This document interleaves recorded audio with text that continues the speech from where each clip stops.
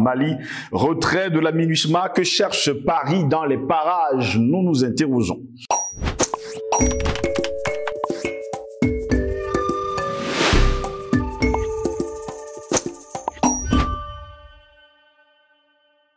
Madame, monsieur, bonjour. Très heureux de vous retrouver sur Panafricaniste TV et c'est Paroles panafricanistes qui démarre.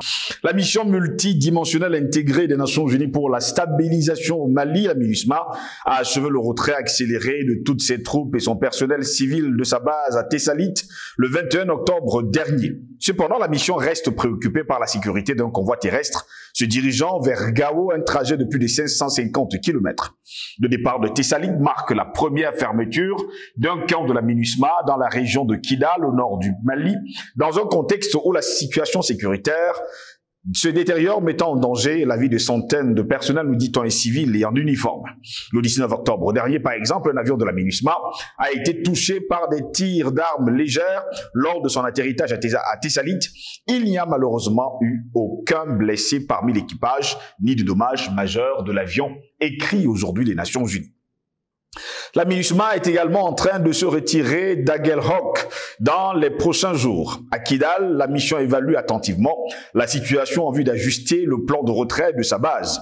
La mission s'adapte continuellement à l'évolution de la situation sur le terrain et à toute une série de contraintes logistiques au-delà de son contrôle et qui sont motivées par l'impératif de la sûreté et de la sécurité de ses soldats de la paix.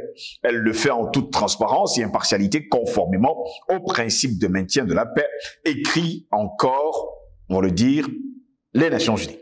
Comme indiqué précédemment, ce retrait accéléré entraîne la destruction d'équipements tels que ces véhicules, des munitions, générateurs et autres biens qui auraient dû être restitués aux pays contributeurs de troupes ou redéployés vers d'autres missions de paix, de maintien de la paix des Nations Unies, ce qui entraîne des pertes matérielles et financières importantes.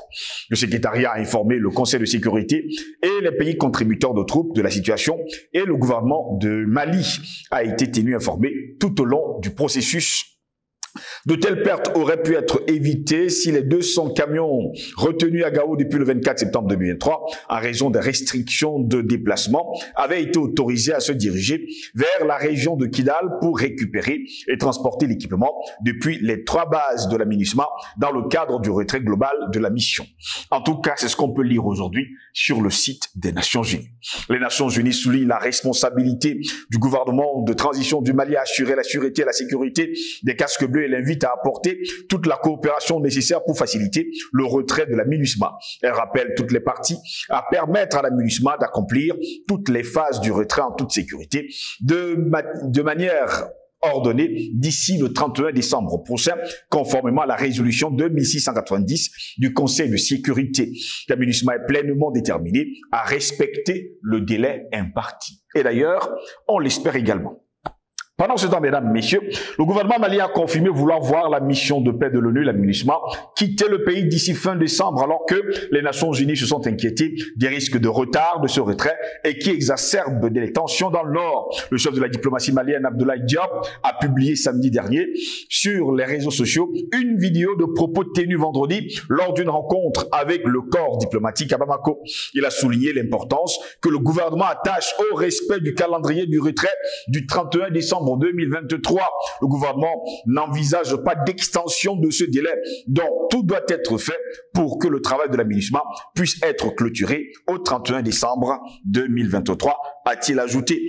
Mais voilà cependant, la France également s'y mêle. La France finalement est-elle, on va le dire ainsi, le chef de la MINUSMA du côté du Mali? Car pour elle, il faudra donner encore un peu plus de temps à celle-ci pour pouvoir se retirer.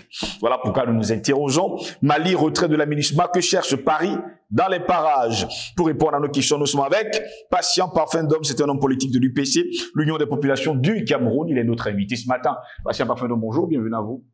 Bonjour Steve Joslingos, bonjour à nos techniciens, bonjour à nos millions d'internautes, merci pour cette invitation. Très heureux de vous avoir, Patient Parfum d'Homme. Eh bien, du côté du Mali, la MINUSMA est en train de se retirer et Abdoulaye Diop leur donne jusqu'au 31 décembre prochain. Cette date, ils vont le dire, ne sera pas rallongée.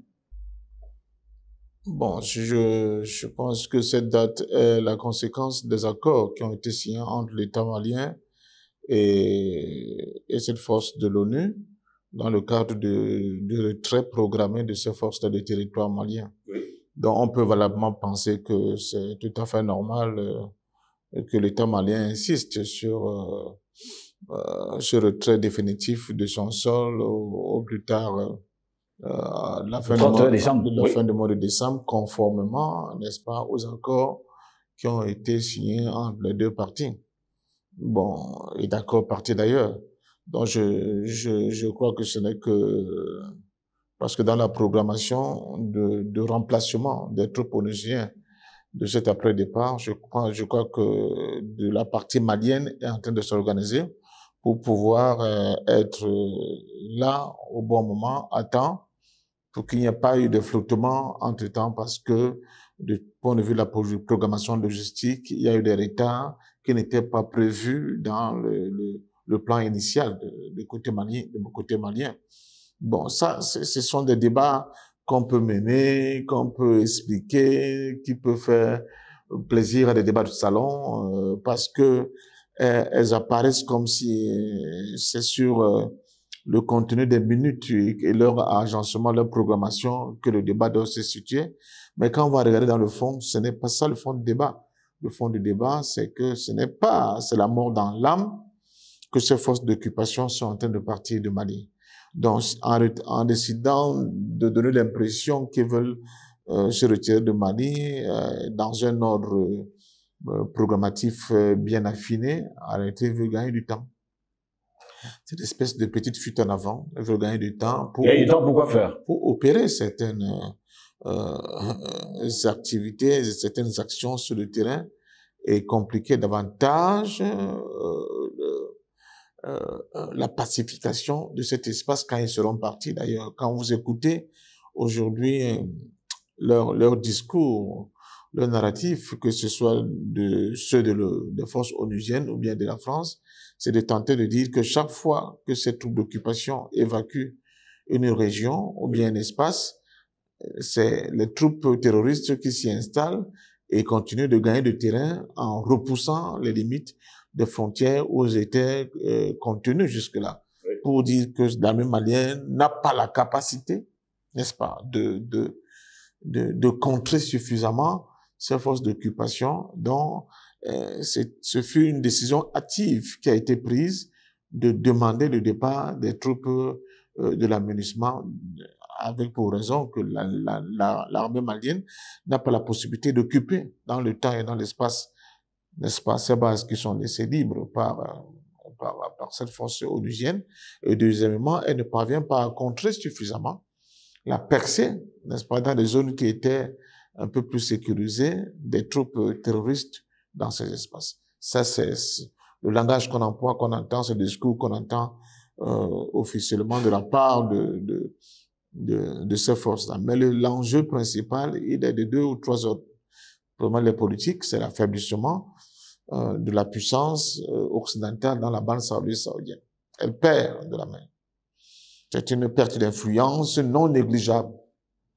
Sur le plan géostratégique, on voit aussi un déclin du point de vue géostratégique. Quand on regarde bien la carte de l'Afrique, les cartes parlent beaucoup mieux que les discours. Vous voyez bien que là, à travers la France, le bloc occidental est en train de perdre le point de vue de son influence géostratégique dans toute une région qui est très importante. Maintenant, sur le plan économique, il faut bien le voir, toutes les guerres, et là, même les guerres qui semblent avoir des dimensions purement, j'allais dire presque civilisationnelles, culturelles et d'autres thèmes, ils ont pour fondement de base la question économique, la question des richesses. C'est elle qui est la cause, qui est l'objet déclencheur de toutes les guerres. Quand vous regardez le conflit israélo-palestinien, vous pouvez vous demander, mais quelle est l'explication de l'acharnement des troupes israéliennes contre les pauvres Palestiniens de la bande de Gaza? L'explication, c'est que s'il y a le Hamas qui est terroriste, c'est un groupe qu'il faut éradiquer définitivement, il faut pacifier cette région, Mais quand vous voyez la mobilisation des forces, à la fois humaine et des armes et la logistique armée, vous vous dites, mais c'est comme si vous prenez un Iroko pour écraser une mouche. Alors, maintenant, quand vous évacuez ça, parce que c'est-à-dire que cette mobilisation ne peut pas expliquer, n'est-ce pas, le discours officiel, et vous revenez maintenant dans la dimension d'ordre économique, et là, vous découvrez qu'il y a un problème. On vient de découvrir le gaz au large de la Méditerranée entre le Gaza et Israël. Et la partie de ce gisement le plus important se trouve exactement au niveau de la plateforme maritime qui est contrôlée par les Gazaouis. C'est ça le nœud du problème. Voilà le nœud du problème. D'autant plus qu'entre-temps, on s'est brouillé avec la Russie. On cherche de nouvelles débouchés, n'est-ce pas, de ce gaz qui est extrêmement important pour faire tourner les industries et les ménages et autres composants de la société occidentale. Donc, il faut donc enlever toute prétention aux Palestiniens d'avoir la même mise sur le plan de l'autorité dans ces espaces qu'on veut exploiter. C'est la même chose pour le Mali. Pour le Mali, c'est exactement la même chose. Je suis convaincu qu'à travers la couverture de l'aménagement, les troupes occidentales, les ingénieurs occidentaux ont découvert de nouvelles richesses que nous-mêmes, à l'heure où nous parlons, nous ne sommes même pas encore au courant dans cette bande sahélo-sahélienne. Et ils se posent la question. Mais comment allons-nous abandonner tout ceci? D'autant plus que le gouvernement malien, comme ses amis de l'AIS, je crois, l'Association des États du Sahel, ou bien l'Alliance des États du Sahel, eux tous sont en train de leur tourner le dos pratiquement. Et ils leur tournent le dos, et ils regardent vers qui? Ils regardent vers celui qu'ils ont désigné comme leur ennemi. Voilà, n'est-ce pas, du point de vue ontologique. Donc, si vous regardez dans tout ça, vous vous rendez compte que la question du retrait de l'aménagement du Mali, au-delà de ce qui est évoqué en premier lieu, c'est-à-dire des problèmes logistiques, des problèmes de timing, les problèmes de sécurité, des troupes, les problèmes de ceci, cela, ça revêt d'abord un caractère purement économique. Quelles sont les ressources qui se trouvent en dessous de cette bande sahélo-sahélienne et qui sont l'objet de tant de convoitises et d'appétit des puissances occidentales? Voilà le gros point d'interrogation. Et moi, depuis très longtemps, par mes lectures diverses et multiformes, ça fait des années, j'ai commencé à vous dire, attention, le Sahel que vous voyez là n'est pas pauvre. C'est un nid de richesses incroyable. Et l'une des premières des richesses que personne ne peut espérer trouver dans cet espace, c'est par exemple l'eau douce. Et quand vous regardez le conflit israélo-palestinien, Israël a pris la décision de couper l'eau, de couper le gaz, de couper le pétrole, de couper l'approvisionnement en nourriture dans ce blocus-là. Et vous vous dites, mais pourquoi l'eau? Mais cette eau-là qu'on refuse aux Gazaouis, c'est l'eau de la Palestine qu'on a déviée, qu'on a récupérée, qu'on a confisquée et qu'on leur redonne à compte-gouttes. Voilà la violence. Dans la bande sahélienne, c'est une mer d'eau douce qui se trouve au-dessus des pieds de ce qui semble ce désert sablonneux. C'est une mer d'eau douce. Et je vous expliquais toujours, il y a de cela encore des années, que l'une des principales raisons de confrontation dans une zone comme le Moyen-Orient va être la volonté des parties tiers de s'accaparer de cet approvisionnement gratuit en eau douce. Maintenant, je ne parle pas d'autres minerais. Il y a de l'or dans la zone. Il y a du pétrole qu'on a découvert dans cette zone sahélienne. Il y a du lithium. Il y a. Donc voilà les raisons profondes qui poussent ces hyènes du monde occidental d'aller à l'ONU, de rédiger les déclarations, des résolutions, de monter des équipés militaires qu'ils appellent les casques bleus pour venir soi-disant jouer les fusibles entre deux parties antagonistes, etc., etc. Mais le fond du problème qu'on ne dit jamais aux Africains, c'est qu'en réalité, c'est la question de l'exploitation de vos richesses. Parce que quand ces troupes d'occupation sont là, vous ne pouvez plus prendre n'importe quelle directive politique sans leur accord. Vous ne pouvez même plus prendre n'importe quelle orientation politique sans leur accord. Vous ne pouvez plus prendre n'importe quelle orientation, même économique, voire même de votre, même du point de vue de l'éducation de vos enfants, de vos enfants sans votre propre accord. Et là encore, je vais revenir au Moyen-Orient pour vous montrer que c'est un Malaisien qui avait écrit un livre, et je crois que un des éminences grises des mollahs iraniens avait repris la même thématique. Le tout, il disait, mais vous montez les enfants avec des bombes pour aller se faire exploser. C'est inutile. Apprenez-les à domestiquer la science. Parce que quand ils vont domestiquer la science, ils vont créer les conditions qui vont gommer complètement l'avantage concurrentiel de l'ennemi en face. L'ennemi en face peut continuer de tourner, de gronder, d'être condescendant parce que lui domine la science. Quand vous aussi, vous serez capable, à partir des contenus de formation de vos enfants que vous aurez mis en place, pour être capable de dominer la science, la physique, la chimie, la biologie, la chimie, etc., la mécanique, surtout ces formes fluides, solides, alors là, ces gens-là vont commencer à dire que vous êtes arrivé à un autre niveau. Et regardez, la violente gifle administrée par, il n'y a pas que le Hamas, il y avait le djihad islamique, dans ce que j'appelle la résistance palestinienne, à ce qu'on nous présentait comme l'espace inviolable d'Israël. C'est quoi? C'est la science. C'est la science, un peu de courage physique, bon. Mais c'est d'abord la science. On parle des matériaux presque anodins qui sont de l'ordre de la brocante, et parce qu'on domestique la science, parce qu'on domestique les lois de la physique, on domestique les lois de la construction métallique, etc., on domestique la météo, et on fabrique des vecteurs qui puissent transporter des éléments armés et créer le chaos complètement à l'intérieur d'Israël, qui est étonné, se réveille avec de nouvelles tactiques militaires qu'il n'avait pas vues avant. C'est ça l'objectif fondamental. Et c'est pour cela que je dis à nos dirigeants, à nos décideurs, oui, c'est bon de lire le Coran. C'est bon les écoles coraniques. Mais c'est pas ça qui va nous apporter la victoire. Je le dis aussi pour la Bible.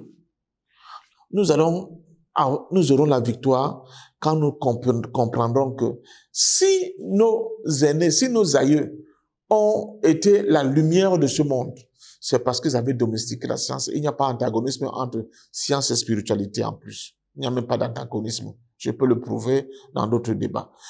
Refondons la pensée qui va structurer le mode d'acquisition des connaissances de nos enfants par le challenge qu'il faut absolument domestiquer la science. Et à partir de ce moment-là, je peux vous dire qu'en Afrique, on sera capable de fabriquer des avions, de fabriquer des drones, de fabriquer des missiles, de fabriquer tous les ogives nucléaires que vous voulez, d'être capable de construire des centrales nucléaires, que ce soit civiles, que ce soit atomiques, d'être capable de transformer localement nous-mêmes nos propres richesses de notre sous-sol sans que nous ayons envie de nous assujettir à qui que ce soit. C'est ça le fond de ce débat-là. Donc, tout ce que la France et l'aménagement essaient de faire, c'est de gagner du temps. Pourquoi la France s'en mêle quand l'aménagement doit quitter justement le sol malien? Mais parce qu'elle est en opposition avec la nouvelle direction de l'État malien. La France est encore le porte-plume aujourd'hui du Mali. Le problème, ce n'est pas qu'elle ne soit pas de porte-plume. Là, sa défaite, les défaites programmées de sa guerre, de son bras de fer officiel avec le Mali, c'est par exemple qu'elle n'a plus de porte-plume. C'est par exemple que sa diplomatie ne dicte plus le Mali. C'est par exemple qu'elle a perdu complètement de sa puissance diplomatique et politique sur le Mali d'hier.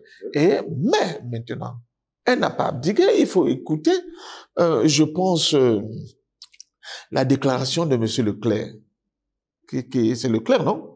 Ou bien Lecoq, non, c'est Leclerc, ce ministre français, je n'aime pas retenir leur nom, je m'en fous éperdument, qui a réuni un ensemble de personnages, pour moi c'était un conseil de guerre, pour dire quoi? Moi, je dis ce qu'il n'a pas dit, pour dire que dans bientôt, nous, on va aider l'Azawad à proclamer son indépendance.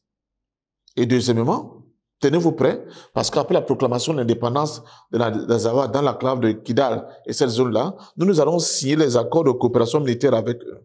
Et une bonne partie de nos armes, de nos véritables commandos, nous allons les déployer au niveau de l'Azawad pour dire au Mali que vous n'avez pas la place ici. Et voilà comment on prépare, n'est-ce pas, le dépaissage, comment on va partitionner le Mali. Et ne plus laisser le Mali intact avec toutes les richesses qu'elle a. Nous avons perdu la bataille, mais nous n'avons pas encore perdu la guerre. Oui. Et on ne se limite pas là. On va instrumentaliser nos hommes qui se trouvent à l'intérieur de Bamako pour créer un chaos général. Et peut-être, on va continuer à monter notre plan, à étudier notre plan, comment éliminer Goïta et ses principaux lieutenants. N'oubliez pas qu'on parle souvent de la mort de Thomas Sankara, mais on oublie qu'il n'y a pas que Thomas Sankara qui avait été éliminé.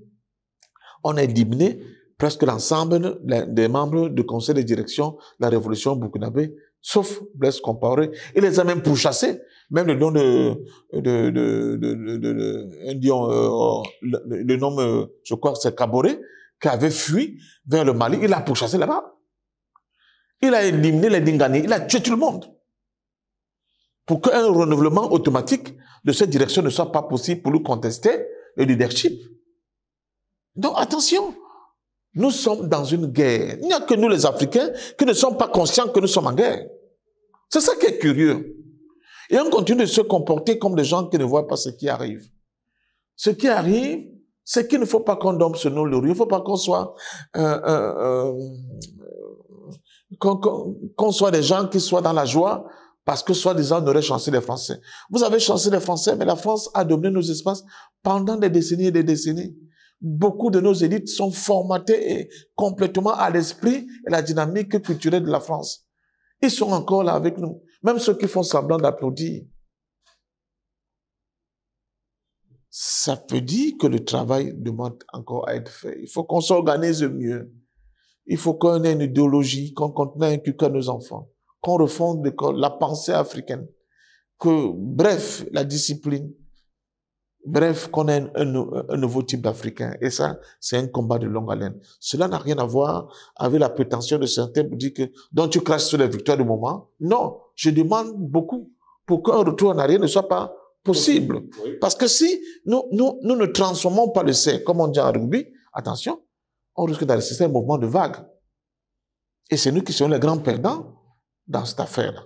Parce que le retour, ça va être un tsunami. Ça va tout balayer. L'administration va quitter entièrement et totalement le Mali au 31 décembre prochain. Je n'en sais rien, mais moi je ne pense pas. Ils vont trouver des subterfuges pour expliquer leur retard. Parce que ils ne s'attendaient pas que le Mali puisse être maximaliste au niveau de ses revendications et de ses demandes. Oui. Donc peut-être qu'ils n'ont pas bien encore affiné le positionnement, l'encadrement, la fourniture en armes et en moyens des poches que j'appelle des cellules dormantes, n'est-ce pas, qui leur seront favorables demain pour s'aimer le chaos au Niger, au Mali et au Burkina. Donc, ils profitent de ce temps-là pour le faire. Et regardez le caractère, j'allais dire, de voyou de l'administration. Les armes qu'ils utilisent l'administration sont achetées avec ce que j'appelle les contributions de tous les pays, n'est-ce pas, de l'ONU. Mais d'où vient-il donc? Quand il y a ces situations-là, ces armes-là ne peuvent pas être rétrocédées à l'État malien. On ne les met pas dans les conteneurs, on ne veut pas les donner à l'État malien pour les rapatrier, je ne sais pas où. On les détruit. C'est vrai que l'Occident, c'est une société de consommation, parce qu'ils mangent, ils jettent les 3/4 de ce qu'ils ont produit sans même les consommer, même pour eux-mêmes. Alors qu'il y a des gens qui meurent de famine un peu partout dans le monde. Ils ne peuvent pas calibrer leur consommation pour que le surplus de leur production serve à aider les humains à travers le globe qui souffrent de famine. Allez voir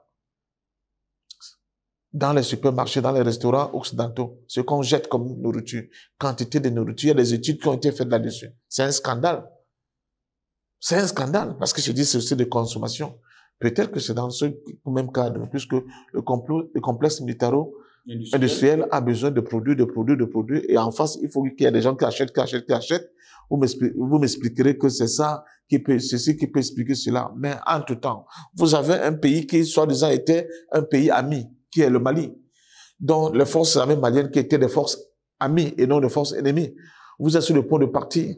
Vous ne laissez pas vos gilets pare-balles, vous ne laissez pas vos armes, vous ne laissez pas vos munitions, vous ne laissez pas vos cartes, vous ne laissez pas vos voitures, pour qu'ils continuent justement le travail pour lequel, selon vous, vous êtes venus accomplir sur leur sol, combattre le terrorisme. Vous voyez donc comment c'est tellement complexe. C'est tellement... Vous n'étiez pas là pour ça. Vous n'étiez pas là pour ça. Cela signifie que vous n'étiez pas là pour ça sur ce Lagos. Et ça montre l'hypocrisie, n'est-ce pas, de ces gens, de ces organisations vis-à-vis de l'Afrique et du peuple africain. C'est pour ça que moi je vous dis ce matin à l'Afrique, on ne peut pas compter sur ces gens. Faisons l'unité africaine. Allons vers l'unité politique de notre continent. Nous pouvons le faire. Nous pouvons le faire.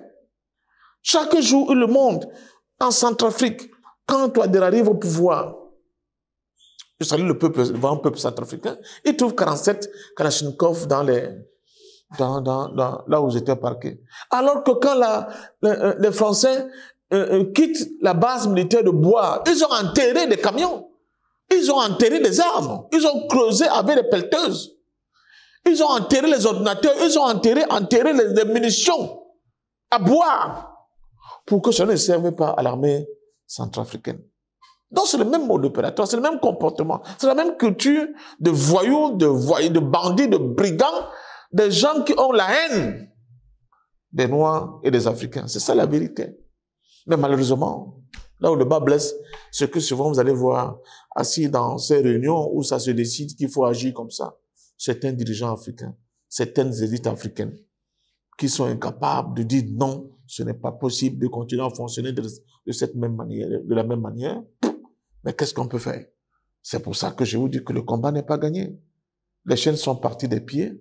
Ils sont maintenant au niveau de notre cerveau. Oui. Il faut décoloniser nos cerveaux. Il faut faire sauter les chaînes qui continuent d'enlacer nos cerveaux pour qu'une visibilité idoine soit mise en valeur pour libérer totalement notre continent. Merci à vous, patient parfait, d'avoir répondu à nos questions. Ben, c'est moi qui vous dis merci. Et je dis aux Africains, never give up, comme disait le grand rastaman Bob Marley. Le moment pour la lutte est plus que jamais d'actualité. Il faut lutter sur tous les fronts. Le combat doit être sur tous les fronts. Surtout à notre jeunesse, ne perdez pas votre temps pour les futurités. Nous sommes en guerre. Ce mot, on sommes en guerre, c'est pas parce que vous avez l'impression que le sang ne coule pas, mais il coule ailleurs. Et chaque fois qu'un sang d'Africain coule, c'est votre sang qui est en train de couler. Il faut le comprendre de manière définitive. Merci. Merci à vous également, mesdames, messieurs, de nous avoir suivis. Nous vous souhaitons de passer une agréable journée.